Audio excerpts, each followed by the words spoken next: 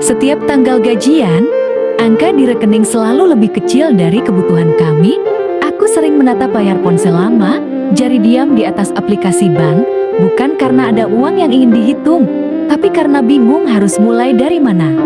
Rasanya seperti sedang berdiri di persimpangan, sementara semua jalan di depanku sama-sama berat, tapi anehnya, di tengah semua kekurangan itu, kami memilih satu hal yang mungkin terdengar sepele, tapi justru paling sulit. Tidak saling menyalahkan. Hari-hari kami berjalan pelan, aku mulai terbiasa menghitung ulang belanja, menunda keinginan, dan menghapus daftar hal-hal kecil yang dulu terasa biasa. Makan sederhana bukan lagi pilihan, tapi kebiasaan.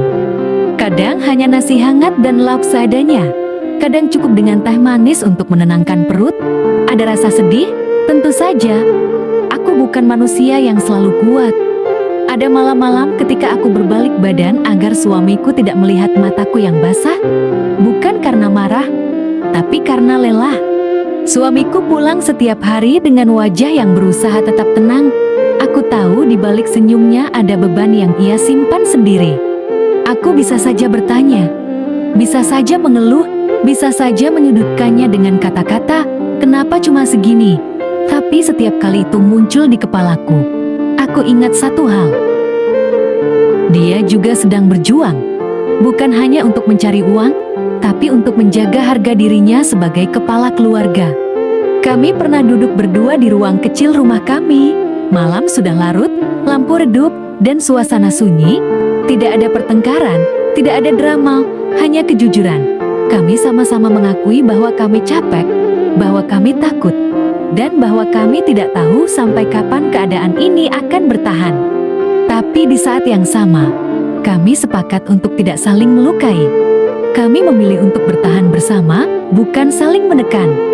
Aku belajar bahwa bertahan bukan berarti pura-pura kuat. Bertahan adalah mengakui kelemahan tanpa menunjuk siapa yang salah. Rezeki mungkin belum berpihak pada kami saat itu, tapi ketenangan pelan-pelan datang. Kami belajar bersyukur atas hal kecil, tertawa di tengah kekurangan, dan saling menguatkan saat dunia terasa sempit. Gaji memang tak cukup, tapi selama kami masih saling menggenggam, aku percaya kami belum kalah. Aku ingat betul, bulan itu gaji suamiku bahkan tak sampai sebulan penuh. Baru beberapa hari masuk ke rekening, jumlahnya sudah terasa menipis. Padahal bulan masih panjang. Biaya makan harus tetap ada. Listrik tidak bisa menunggu, kontrakan punya tanggal jatuh tempo, dan kebutuhan kecil lain datang bersamaan tanpa permisi. Semuanya menagih, semuanya terasa mendesak, seolah berlomba siapa yang lebih dulu membuat dada sesak. Aku membuka catatan pengeluaran berkali-kali, berharap ada angka yang berubah, padahal aku tahu isinya tetap sama. Ada hari-hari di mana aku benar-benar lelah. Lelah bukan karena bekerja seharian, tapi karena pikiran yang tidak pernah berhenti, lelah menghitung sisa uang, lelah menahan keinginan sederhana, bahkan lelah berpura-pura kuat di depan orang lain.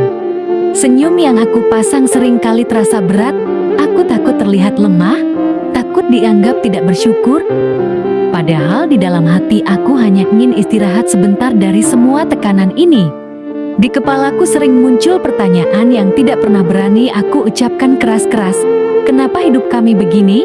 Kenapa setelah berusaha, hasilnya tetap terasa kurang? Dan akhirnya, pertanyaan paling menyakitkan muncul dengan sendirinya. Tapi salah siapa? Pertanyaan itu berputar-putar, mengganggu tidur, membuat malam terasa lebih panjang dari biasanya. Aku tahu pertanyaan itu berbahaya, karena jawabannya bisa melukai siapa saja, termasuk diriku sendiri. Aku bisa saja menyalahkan suamiku, mengungkit gaji yang tidak seberapa, pekerjaan yang terasa jalan di tempat, atau membandingkannya dengan orang lain yang terlihat lebih berhasil.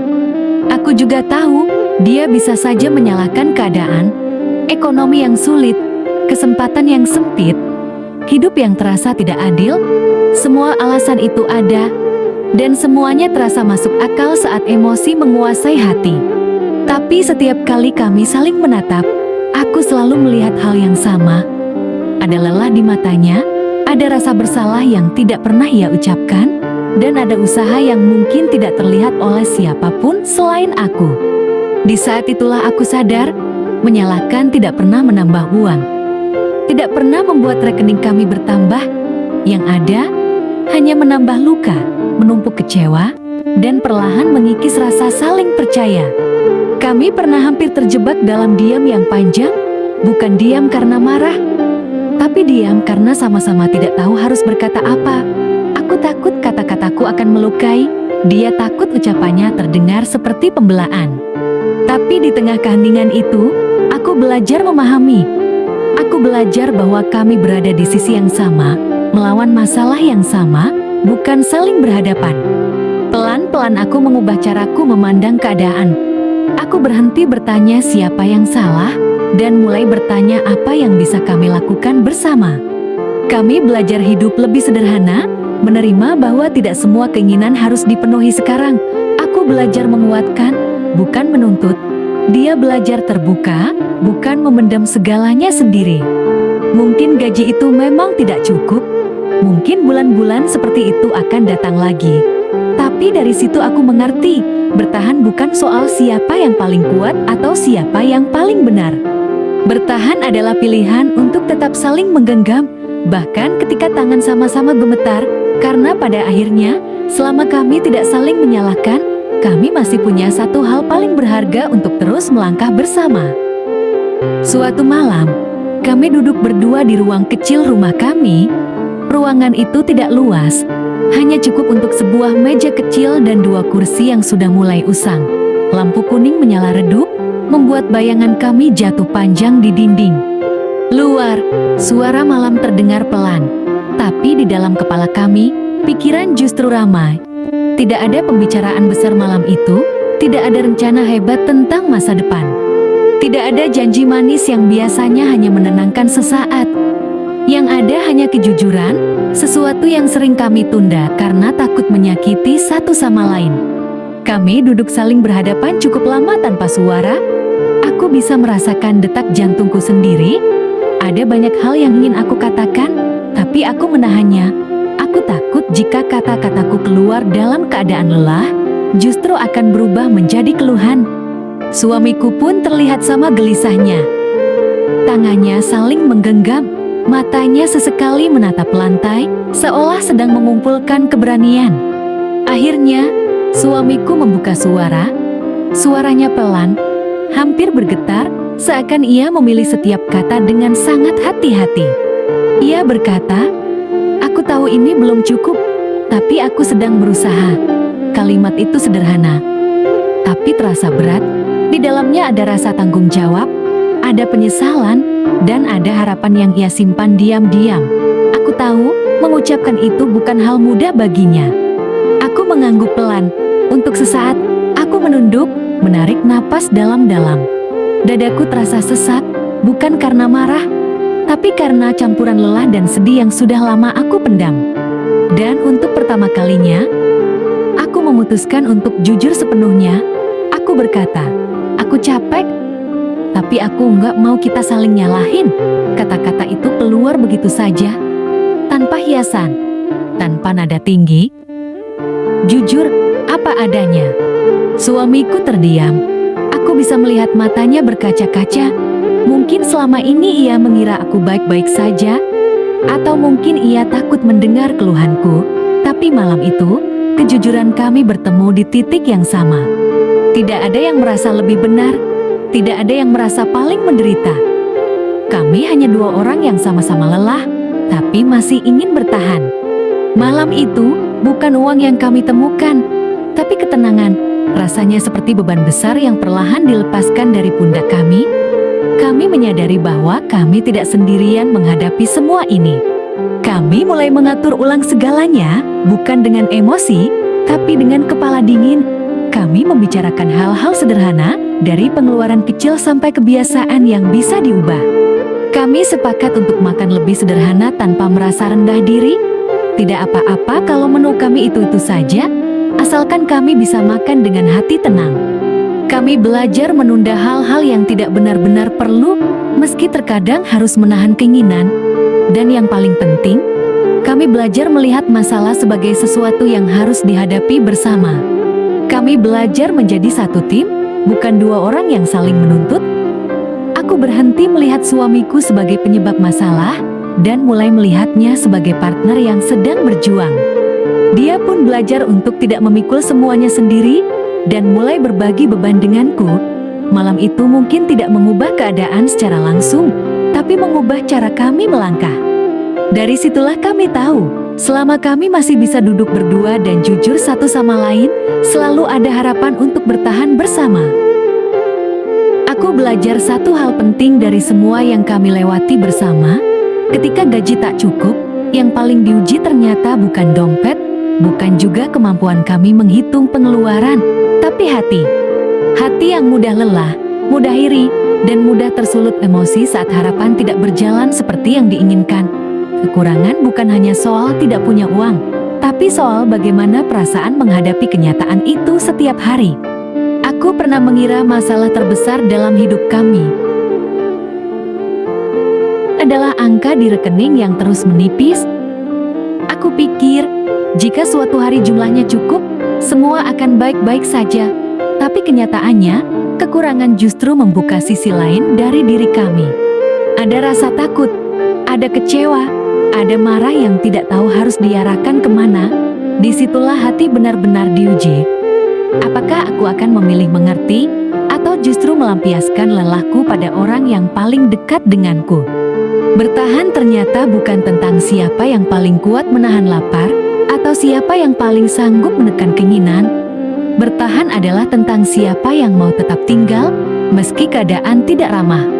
Tetap tinggal tanpa saling melukai, tanpa menyimpan dendam kecil yang pelan-pelan bisa membesar. Aku belajar bahwa pergi itu mudah, menyerah juga mudah, tapi bertahan dengan cara yang baik adalah hal yang paling sulit. Aku dan suamiku sama-sama manusia biasa. Kami bisa marah, bisa kecewa, bisa lelah. Ada hari-hari di mana aku hampir menyerah, ingin mengeluh lebih keras, ingin menuntut lebih banyak. Tapi setiap kali itu terjadi, aku mencoba mengingat bahwa kami berada di sisi yang sama. Masalah bukanlah pasangan kami, melainkan keadaan yang sedang kami hadapi bersama. Kesadaran itu pelan-pelan mengubah cara pandangku. Rezeki juga bukan cuma soal angka. Aku mulai memahami bahwa rezeki punya banyak bentuk. Kadang berupa ketenangan tidur di malam hari, kadang berupa tawa kecil di tengah makan sederhana, kadang berupa pelukan tanpa kata saat salah satu dari kami merasa lelah. Semua itu tidak bisa dihitung dengan uang, tapi sangat terasa nilainya. Justru di saat kekurangan datang, sikap kami diuji. Apakah kami tetap bersyukur, atau justru terus merasa kurang? Aku belajar untuk lebih banyak mendengar daripada menuntut. Aku belajar menenangkan diri sebelum berbicara, agar kata-kataku tidak berubah menjadi luka. Suamiku pun belajar membuka diri, mengakui bahwa dia juga lelah, tanpa merasa gagal.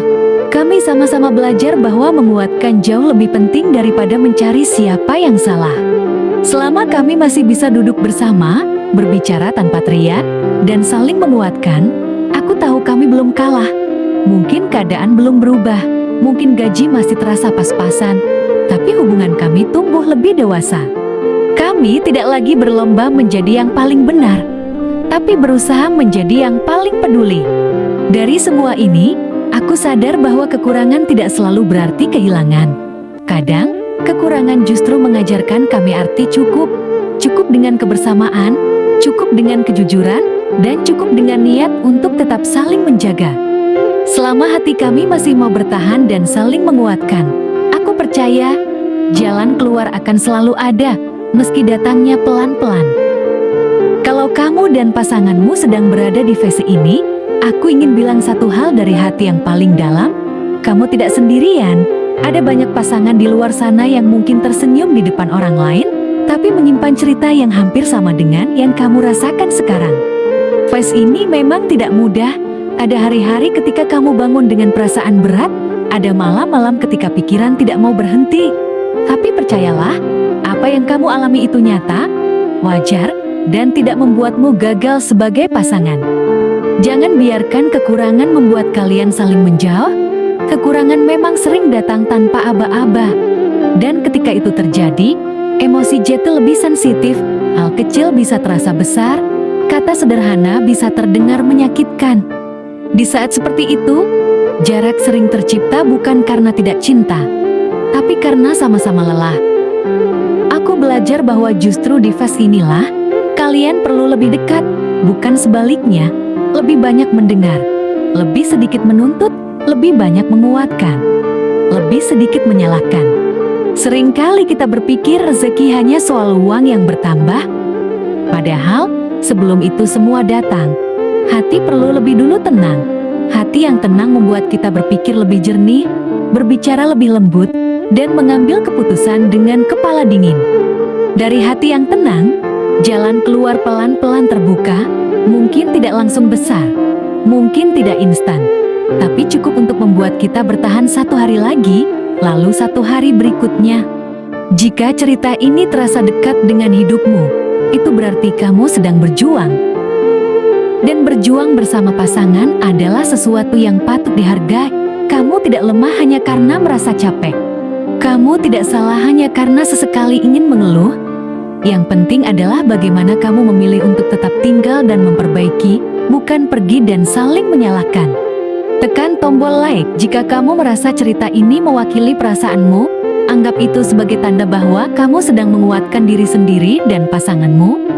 Tulis di kolom komentar tentang apa yang sedang kalian perjuangkan bersama. Tidak perlu cerita panjang, cukup 1 kalimat jujur dari hati. Siapa tahu, ada pasangan lain yang membaca dan merasa dikuatkan karena ternyata mereka tidak sendirian. Dan jangan lupa untuk subscribe. Bukan sekadar mengikuti sebuah channel, tapi sebagai pengingat bahwa ada ruang aman untuk berbagi cerita, ruang untuk merasa dipahami.